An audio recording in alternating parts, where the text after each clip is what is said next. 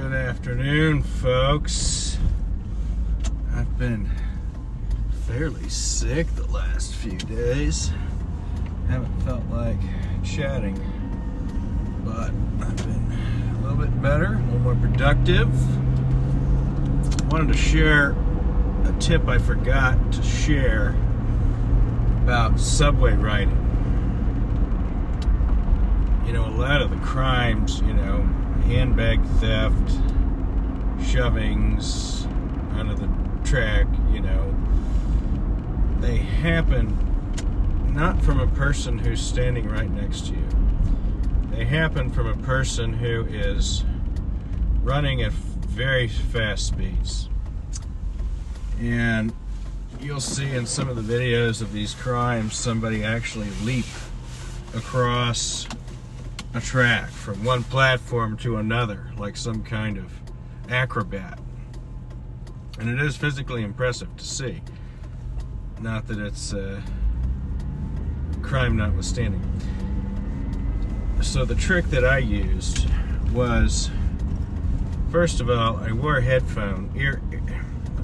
not headphones, they're earphones, like Apple AirPods, okay? And they're actually not white, so they look like they're cheap ones, but they're not. They're black ones, so they look cheap, which is good. It's a theft deterrent.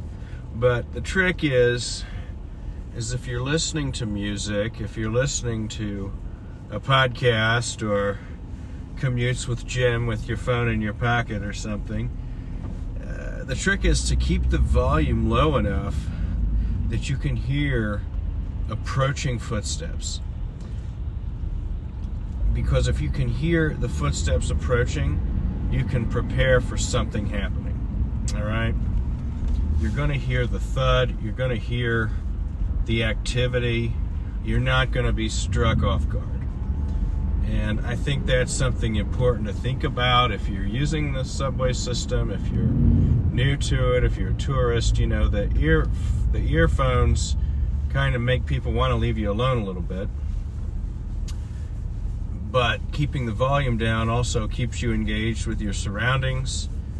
And it's just kind of a smart thing that I thought of when I was in the moment there, to sort of, remain aware and not just tune things out like you're sitting on a long flight or something. You want to be able to hear a commotion so that you can prepare for it. You can get into a defensive posture. You can secure your belongings.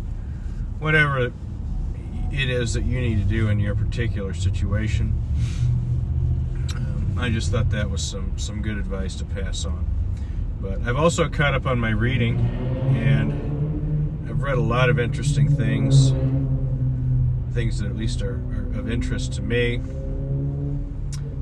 I'm not sure what all is worth exploring, but there were definitely some things I thought were important going on out there. We have,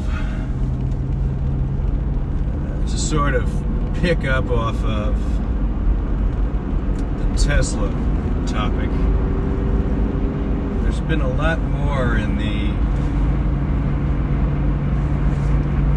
Tesla world and self-driving world that's come about. But especially when we talk about people who want to change the status quo and what lengths they'll go to bring that change about. And one of the things that they're saying, with Tesla at least, is that they knew about faults within their autopilot, and yet they continue to tout the product and brag about features that simply either didn't function or were going to get someone killed. And I found really compelling journalism on Tesla Insurance Company. Tesla Insurance Company was founded with great ideas. The ideas were, we want our cars to be as affordable as possible. So we're just going to start our own insurance company to give people affordable rates and to induce them to buy our cars. Well, that's fine and good as long as you understand that insurance is highly regulated and it's not a space you can easily disrupt. And if you run a company the way that Elon Musk runs a company, you're going to run into big trouble real fast. And Tesla Insurance did that. It sounds like people really have been very dissatisfied with that insurance company. One of the things that it does is it mines the car for telematics and analytics to help price the insurance. So if it detects you driving unsafely, your premium will be increased. But it's not doing this fairly, and there's really nothing you can do to stop it. It's not factoring for error rates. So the example was, I had my car taken in to be serviced. The technician did a test drive and didn't wear the seatbelt when he did the test drive. Telematics noted driving without a seatbelt. My insurance rate went up. Or the automatic braking screeched the car to a halt. It considered me an aggressive driver because of the telematic mistake, the automatic driving mistake, and therefore my insurance rate went up. And these people are powerless. These customers are really pretty powerless to do anything to change these faulty trip-ups that increase their insurance. What's worse, though, and this I found compelling as an insurance guy, is people say have a no-fault insurance policy that pays for medical expenses in certain states if you're in a crash. They call up and say, listen, my car unexpectedly veered to the side and crashed me into the side of the road. Obviously, I'm mad, but I'm hurt. I had to go to the doctor because of this. And I also have what's called no-fault insurance, which will pay my medical bills regardless of the faults of me. And guess what Tesla says? Well, hold on here. How do we know you didn't just drive your car into the side of the road and create this? At that point, you're not owed benefits, right? If it's intentional, if you're at fault, sometimes that can negate, say, uninsured motorist benefits or something, right? So then they create this investigation. But guess what? As with all insurance companies are going to understaff and not plan for the volume. Tesla Insurance was worse than most in the sense that they really did not plan for the volume. They also did not plan for the high turnover that insurance adjusters have.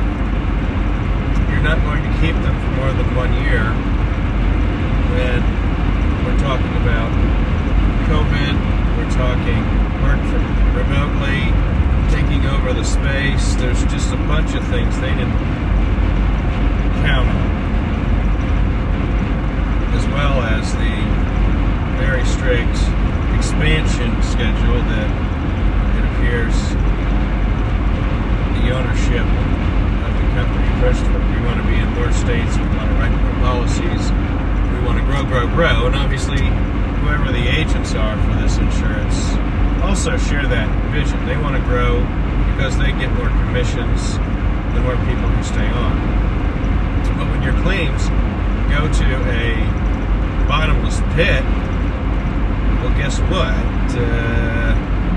People hate that insurance. In fact, multiple people interviewed for this piece said, my insurance tripled when I had to go outside of Tesla, but I didn't care because the claims process was so awful. I'd rather pay more or have no insurance than work with them. So another interesting thing going on. Well, I think the most interesting thing I've read lately is about the movement to ban Ride on Red. And I think this is a topic that isn't explored very often. Ride on Red is something that is an option in many jurisdictions. turning right on red started in the 1970s during the fuel crisis, the oil embargo and so forth. They restricted the speed limit to 55 miles an hour. There was also a federal push to allow people to turn right after stopping at a red light at an intersection. And that has stuck around. 55 mile an hour speed limit was very unpopular, but right on red is popular. And the only time you can restrict a right on red is in specific intersections, if it's a specific, specification of that intersection makes a right on red dangerous due to, say, the slope of the hill coming or something like that. If you can't adequately see up the roadway, that's up to the local jurisdiction to prohibit. It is more rare to see, such as New York City. You can now turn right on red anywhere, and they post it noticeably throughout the city as you're coming in that you cannot turn right on red in this city. Now, statewide bans are a little more dicey, because if you ban right on red on a statewide basis, you run afoul of the federal government's mandate. So we have not seen really any statewide attempts to ban, but that's coming back. And I found this to be fascinating because they're saying that there was an accident where somebody was walking their bike across a crosswalk and somebody basically didn't stop at the red light and continued going through. Much like what I do, and as you probably watch in my driving habits, I don't tend to stop completely at right turns. I look behind, I look to my left. If it's clear, I don't come to a complete stop. Same at red light intersections, pretty much. I suppose. I don't know. I don't pay that close attention. But I think we all enjoy that privilege, and it came about to avoid vehicles idling at the intersection unnecessarily. You're sitting there, you're saying, why am I stopped here? What's the point of this? I can just go, right? And the idea was that it would be more efficient, especially in the 70s. An idling vehicle in 1975 was producing as much emissions as close to 200 vehicles today, right? There have been big changes made to vehicles, air quality, etc. Does that mean we should get rid of right on red? I don't think it does. And I don't think so because there's no evidence that turning right on red uniquely causes property damage or death. Now, there's one study that says one person died between 2011 and 2019 based on a right on red turn. And that's not even a study, it was just a count. They could track one death, okay? Is that compelling statistics? No, it's not. But there's a motorist association who's come out defending right on. And I found this very interesting. The advocate said, this is not about safety. This is about public policy wanting to stop you from driving. They want you to be miserable while you're driving. They want you to pay as much as possible for your gasoline to deter you from driving. So they will tax it as much as they possibly can. In California, for example, where it's $6 a gallon, just about. They want to make the driving process as miserable as possible with as many pay-per-use tolls as they can pass, with as many restrictive rules as possible to make the driving process uncomfortable and annoying. And the next step, obviously, with a ban on right on red, are cameras to enforce it. ran right on red, and then you also use cameras to enforce any violations, which also makes driving expensive and difficult and annoying. And, you know, I was stunned at this position. I don't know if it's true, but it makes sense to me. And what they're saying is they want to stop the numerous factors that make individual car driving more optimal than, say, riding public transit, right? We're tired of paying for these empty bus systems. We want funding for bigger train systems. And the way to do that is to disincentivize driving as much as we can. Put more taxes on cars, on registrations, on emissions, on everything we can think of to attack this action that we consider bad for public health, etc. And it gets more specific. Because once again, they came out attacking the hoodings. And I found this to be, again, fascinating. They are angry at people who drive trucks. They're angry at people who drive SUVs. And they're claiming that those of us who have these flat-fronted vehicles are just killing people by the inherent nature of the design of the vehicle. And I find this obviously annoying, and I wonder to what extent it's going to take hold. Obviously, there's a camp of politicians who probably drive their own Teslas without any concern for the environment or anything else, but they can use this for virtue signaling, for political gain, to the extent that they can gain any sort of power or clout from a political base that supports this idea. You know, if you fly in a private jet and use far more fossil fuels than a car, yeah, what do you care? You say, you know what, fine, maybe you're right. I'm a billionaire and I support what you're saying. I don't know.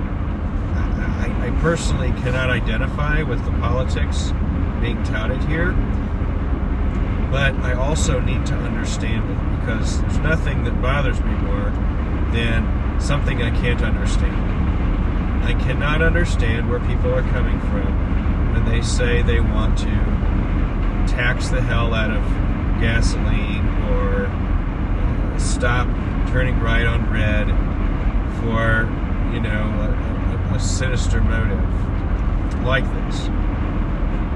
So it either doesn't exist, and it's just a straw man designed for us to hate and misunderstand, or it does exist, and I need to figure, I mean, my guess is it's somebody who is firmly in the, I guess the world is going to end from carbon mindset, if you believe that carbon emissions are going to cause global warming and climate change and flooding of coastal regions and all sorts of nightmarish scenarios, then maybe these kinds of things are necessary steps in your agenda. You know, I don't know.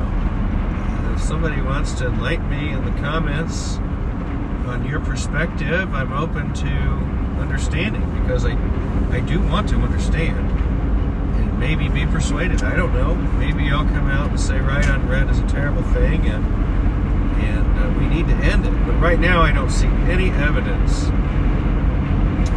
supporting why this needs to happen.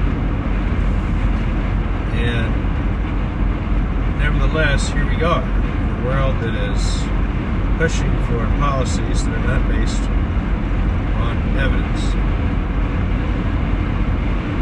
And there is a movement to lift the federal ban on right-on-red restrictions. I would not be shocked if this administration supports that ultimately, because it is quite a hat tip. It really doesn't cost any money, but it's virtue signaling. It's a hat tip to the left, and so on.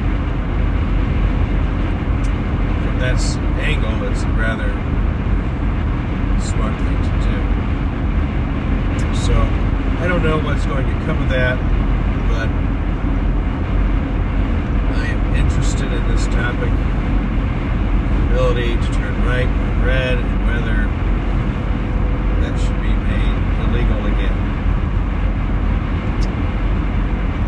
and how enforceable that's going to be. And it doesn't even matter, right? If people don't follow it, then it just gives you more ammunition to put up a camera system, which again is, camera systems are largely known to be, aside from constitutionality, they're really just a funding funnel for technology companies and local governments who don't want to pay for man policing. We don't have to get sued by our police officers if they're not stopping people, and instead we let the camera be the police officer, right? The camera itself isn't going to it's not going to kill George Floyd, it's not going to invade someone's home, it's just going to see what it sees and automatically send out a letter and send a clip to and for those of you who haven't dealt with cameras, lucky you. That's what happens. They automatically generate a letter, they send the clip online, maybe it's reviewed by somebody, most likely it's not. You are sent, it automatically reads your license plate, sends a letter to the registered address of the vehicle saying you're an owner of this vehicle, you are therefore strictly liable for violations of this vehicle unless someone stole it or stole your plate or whatever it is. In very limited circumstances, you can get an affidavit to contest it, but the fee is only $100, so good luck getting a lawyer. It's not going to make any sense, right? You end up just paying the $100. If you don't pay the $100, what do they do? There's various mechanisms that vary by state. I don't think that they can necessarily affect your license because they don't know who's driving, but they can affect the insurance policy for that vehicle because they know who the owner is. They also often know who the insurance carrier is for that vehicle. So what can they do? They can affect your insurance premiums. They can potentially put a lien on the vehicle if the fine remains unpaid. I think that's about the limitations of what you can legally do, right? Unless you know who's driving somehow. I don't think they can figure that out yet. But they're going to be working on that. They're working on facial recognition and pixelation technology. That's going to be there. And, you see the random clip of somebody flipping off the traffic camera. They're going to be able to use that footage to unfortunately tell you who was driving the car. So we're looking for a suspect. Okay, well, the suspect showed up on the face reader at 150 highway and I-49, whatever it is, right? That's coming. And it's problematic. It's coming. Now, when you see a camera at an intersection today, in my neck of the woods, cameras are used at intersections, but not for traffic enforcement. Most of the cameras you see today, outside of perhaps New York City or something, they are used for timing the stoplight. The camera will read an image of a vehicle, and it's very crude, like CCTV level. It's colorized, but it's not clever reading. It sees a crude image of a vehicle appear, and it will be able to detect the outline of a vehicle and how many are in that lane of traffic and so on. And those cameras will then trip the stoplight timer to favor the populated lane, whether it's a turn lane or through lane or whatever, to then get a chance to go at the next opportunity, if it's programmed. Some intersections are programmed to where it's just 90 seconds or however many seconds here, and then flip the other way. And then sometimes it's a hybrid system where certain hours of the day it's this way. We want to favor the traffic going north and south, but then when people get up to commute, we want to help those people get the heck on the road and out of their neighborhoods. So we help the east-west traffic get on the arterial streets, so they have to stop a little more often, say between 7 and 9 or whatever it is. And during rush hour, we favor the north and south and just keep the congestion bottled. So there's a lot of different science that goes into that, and I find that I've always found that pretty interesting.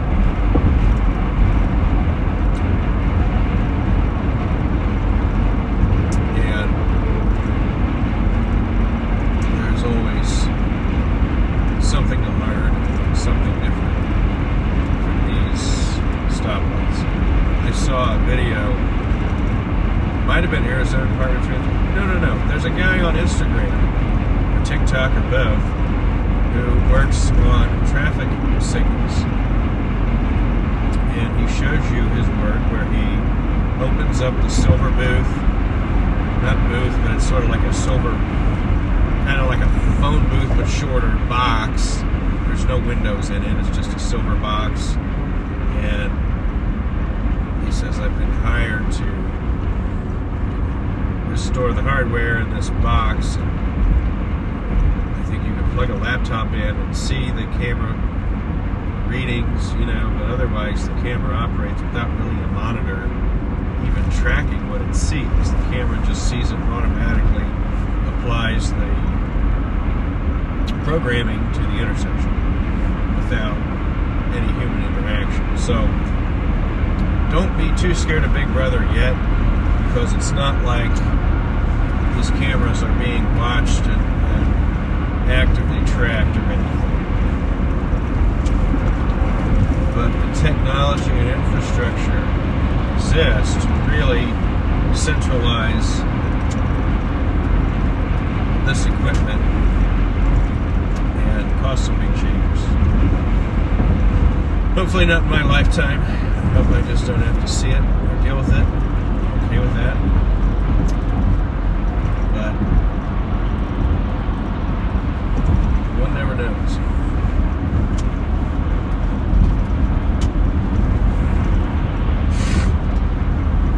One never knows. So what else is interesting? There's a van. It's a van called Next. It's owned by General Motors, and it is an automatic, it is a driverless taxi cab system used in San Francisco. And it's recently been banned from San Francisco. Not only banned, but probably fined over $1 million because one of the automatic taxis, they ran 24/7, okay?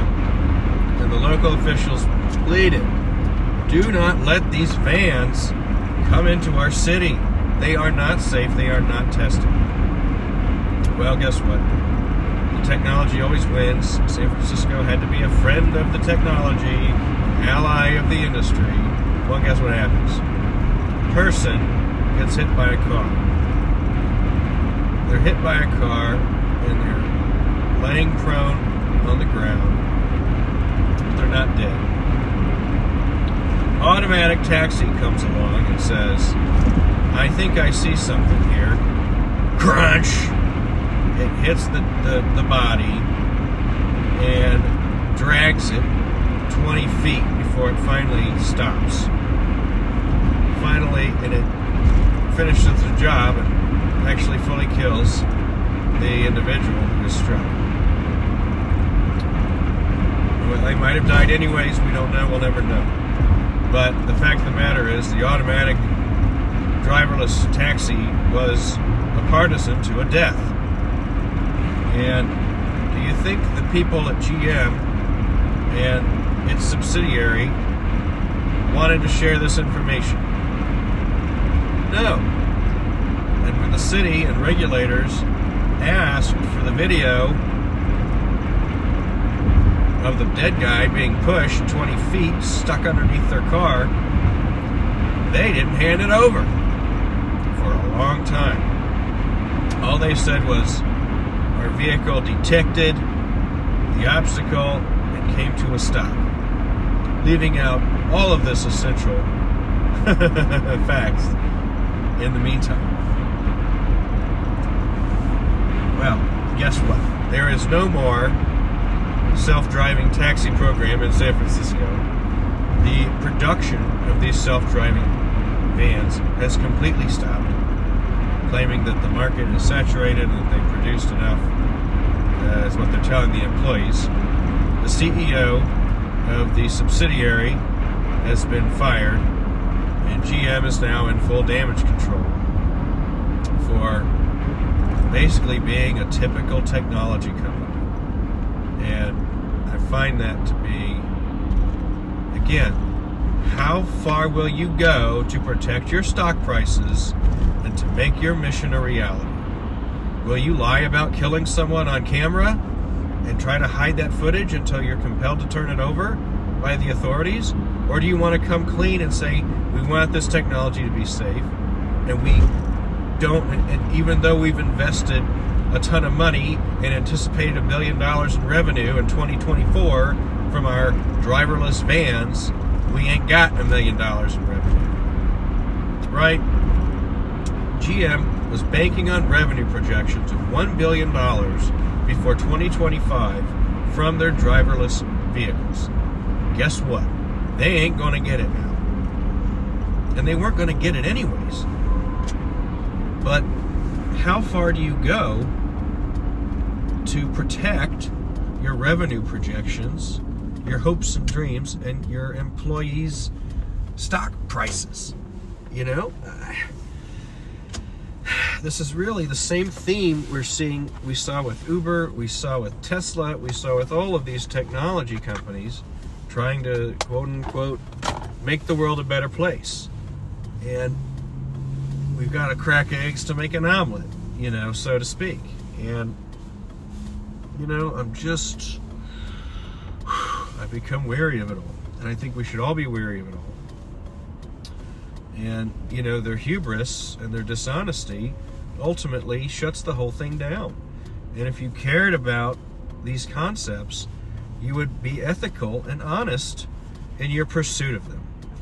And on that note, I wish you all a great night. I'm going to stop at a fuel station here and get myself some dinner.